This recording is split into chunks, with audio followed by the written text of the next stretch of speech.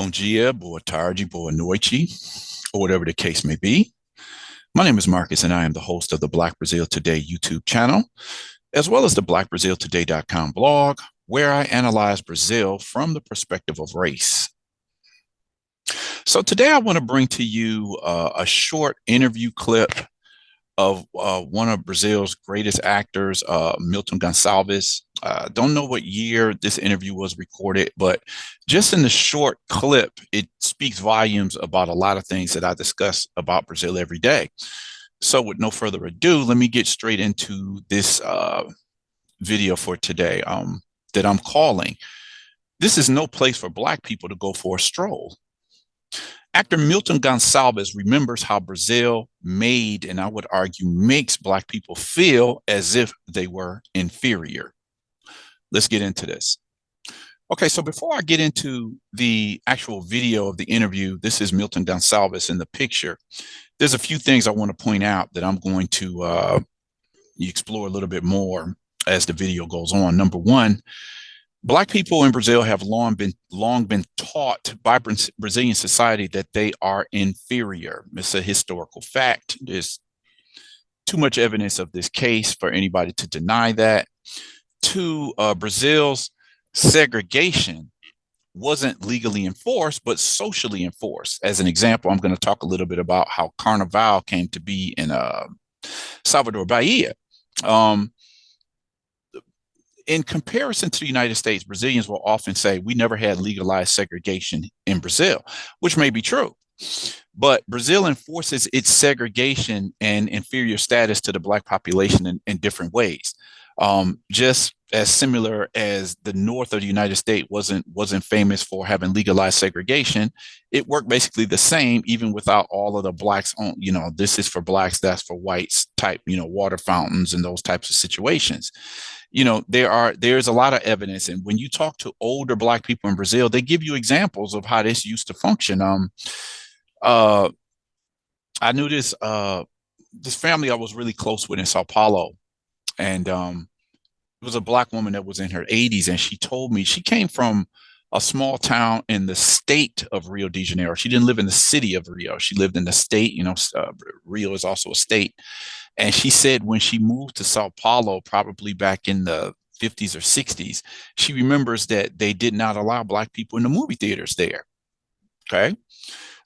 We see just examples of this socially accepted segregation.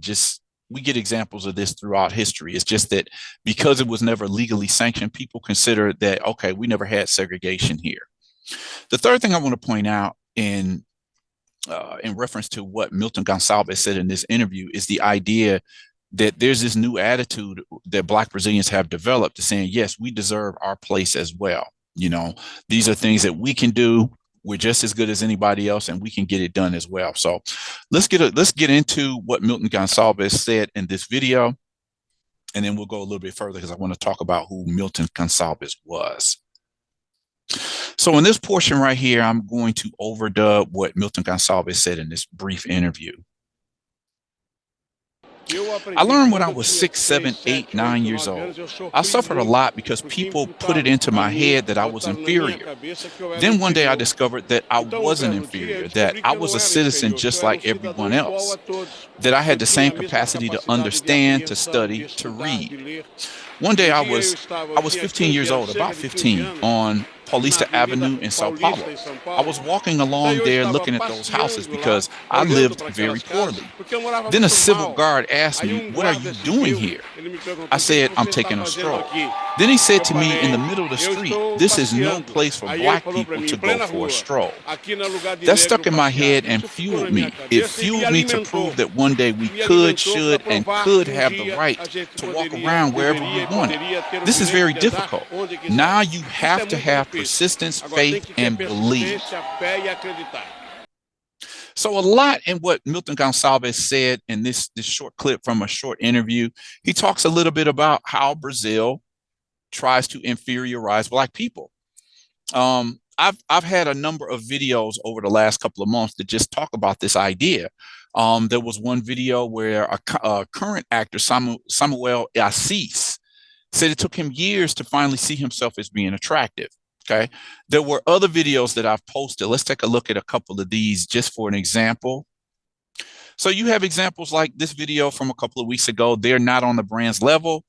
There's a clothing brand representative was caught dismissing black models in an audio leak. Like the particular store that they wanted to model clothes for, this leaked audio from one of the store's representatives says, we don't want those models. Look what they look like. And even though she never said the word black models, everybody knows that's what she meant. Then a video from, I don't know, probably about a month or so ago, Taís Araújo said it. She's Brazil's top actress. She said, Brazil can't deal with black people when they're not in positions of subservience. Successful black people bother people, is what she said. Okay.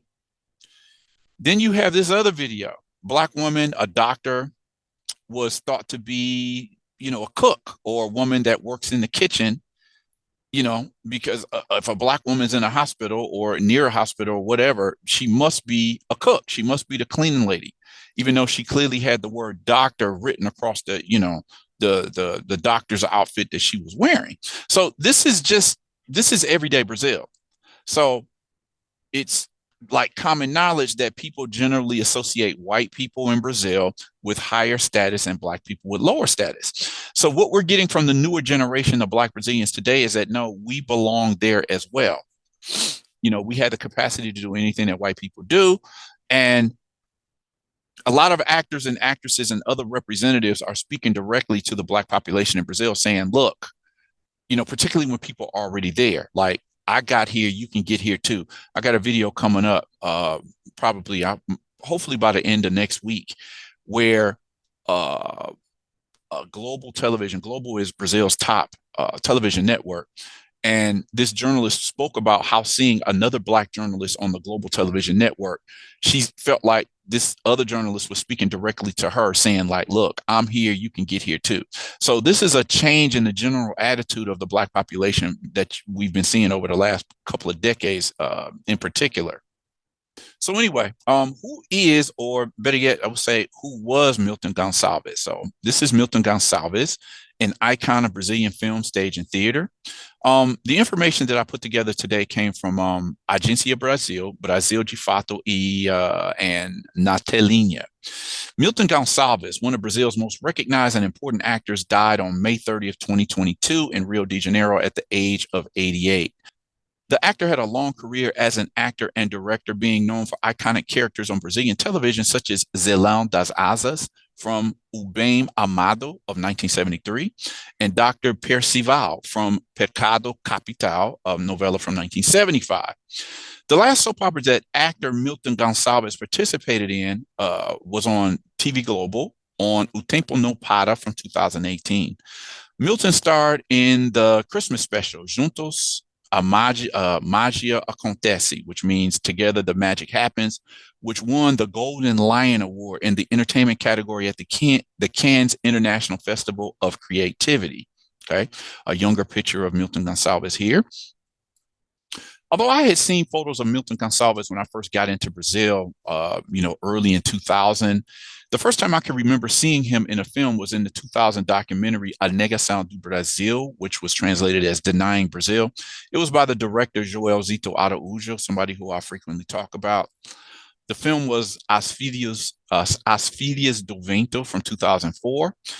Also directed by Araújo. And the last time I saw Gonçalves in a project was the Christmas special that I just mentioned, Juntos a Magia Acontece. This special told the story of a grandfather played by Gonçalves who was depressed by the death of his wife. So he decided to apply for a vacancy to play Santa Claus in a mall to occupy his time. He ends up suffering racial prejudice and relies on his granddaughter's help to put together a plan and fulfill his wish. So this is Gonçalves in that particular Christmas special. Again, Together Magic Happens. Milton made history in the first version of the 1975 novella Pecado Capital, created by Janete Claire. In the primetime plot, the actor or the author gave the actor the role of the psychiatrist Dr. Percival, a renowned doctor who had taken several international courses. The role is a milestone in the fight against racism in Brazil because it placed a Black man in the shoes of a renowned doctor and not as a servant or slave, as was common until then. And in reality, I would argue today. This is what one of my recent videos was about, saying the rise of Black Brazilians in having protagonist roles in novellas, television series, and films, because 20, 30, 40 years ago, this was not possible. If you saw a Black person in film or in a novella or TV series, they were always going to be the help, the bodyguard, the chauffeur, the cleaning lady, or the cook. So it's only been in recent years where we've seen this surge, not only in Black protagonists, but also the level of the type of roles that they can have, which were just not possible for I'd even say 20 years ago. So this is just Milton Gonçalves in various roles throughout his career. Until then, it was common for Black artists to be restricted to functions such as employees, drivers, or slaves. The character was a request from the actor himself to the creator of that particular novella. She even rehearsed a relationship with the psychiatrist with the character Victoria, but the audience reacted badly and the story between the two didn't happen. The relationship of a Black man with a white woman would be a way of addressing racial discrimination in Brazil. And that's another thing I want to point out. And you'll see this, there's been numerous reports of this coming out of Brazilian novellas of the 70s and 80s in a country where they claim that we mix across racial lines with no problem. We're all mixed. We don't have these racial problems. There's several cases of Black actors or Black actresses being in a particular television program or novella where they are portrayed in an interracial relationship with either a white man or white woman, and the audience reacted negatively, like, "Oh my God, why do you got this ugly Black with this beautiful white person?" So that always fascinates me, how everybody believes we don't have this race problem. But then when you see an interracial couple on a television show, then people react negatively. I mean, it's kind of like the same thing you would hear. You expect that to come from just the US. So it's simultaneously going on in Brazil, like, yes, we mix here, but and I've said this before, the ideal in Brazil is for Black people to mix until they disappear out of the population. I had a 2-part series talking about what's called the racist dream of white elites from the late 19th and early 20th century. The idea was to mix Black people out of the population until they actually disappeared into whiteness. So simultaneously, people participate in this mixture, but it's always the hope that they have children that'll come out whiter. It's just intriguing to me how you can react to an interracial couple on television while simultaneously people have interracial relationships. Okay, let's keep this moving.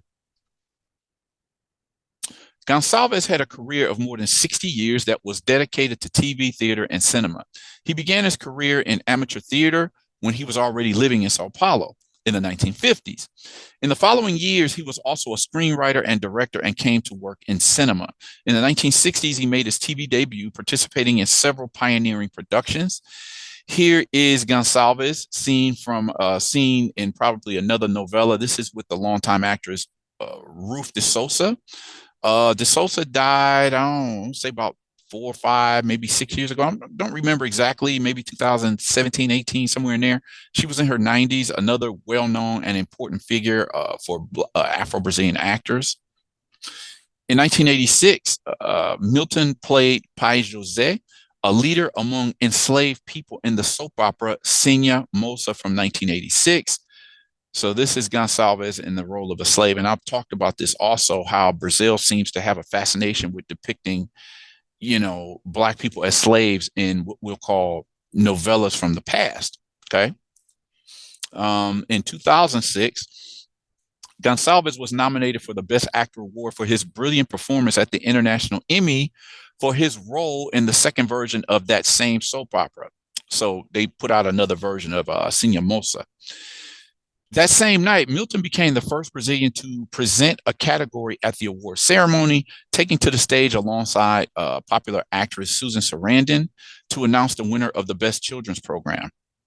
The actor's artistic career included films and more than 40 soap operas since he became of Global TV's cast in the 1960s. This is when Global TV was just coming up, taking off. It was just starting to explode as one of the top television networks in the country. Gonçalves was known for numerous important roles in Brazil's novelas. The character Zelão das Asas of the 1973 novella O Bem Amado was immortalized in a scene in which the fisherman took flight with artificial wings. Now, the term, you see the term here, it says Zelão das Asas was the name of his character, and asas means wings. Immortalizing a scene in which the fisherman took flight with artificial wings, shocking the residents of the fictional city Sucupira. In theaters, he also participated in more than 50 titles, including Cinco Vezes Favela, O Beijo da Mulher-Aranha, O Que Isso, Companheiro, Carandiru, and Segurança Nacional, where he played the role of the first Black president in the history of Brazil. I have to talk about that in the future because just talking about a Black president, yes, Brazil has actually already had a Black president. It was probably about 100 years ago or so, but that's another story. This is the cover for the Segurança Nacional film from 2010. The son of rural workers, Milton was born in Monte Santo in the countryside of the state of Minas Gerais. And when he was little, he moved with his family to São Paulo, as it's very common for a lot of people all over Brazil to move to bigger cities, you know, whether it be Belo Horizonte in his native state of Minas Gerais or Rio de Janeiro or Sao Paulo, looking for better opportunities. He did a little bit of everything: tailor, graphic design, shoemaker's apprentice, until he entered theater and discovered his vocation for life. Gonçalves was honored at the 2022 Rio de Janeiro Carnaval. His life and work became the plot or the theme of the Escola de Samba Acadêmicos da Santa Cruz. So here is an enormous puppet depiction of Milton Gonçalves in one of Rio's biggest parades of 2022. You know, he died shortly afterward.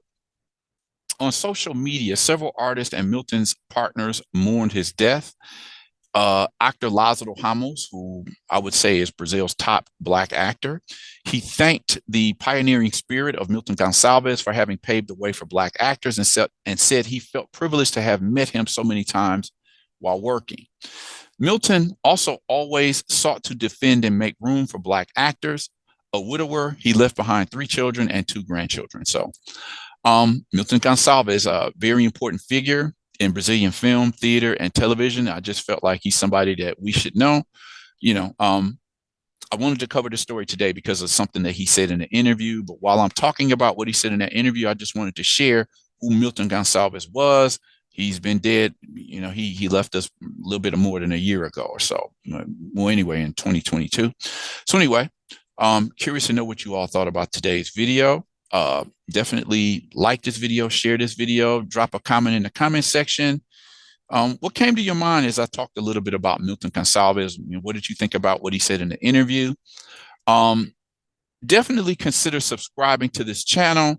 Click on that notification bell so you'll be one of the first people to see my videos when I post them. Also, if you feel like anything on this channel is worth your time, if you think it's deserving, definitely consider dropping a super thanks. You know, buy me a coffee on my cash out, which is Mr. Marcus 72, MRMARQUES 72. Any little bit, you know, it helps and it's always appreciated. And with that said, I'm going to end this video here right now and invite you all to come out and check out the next video that I post.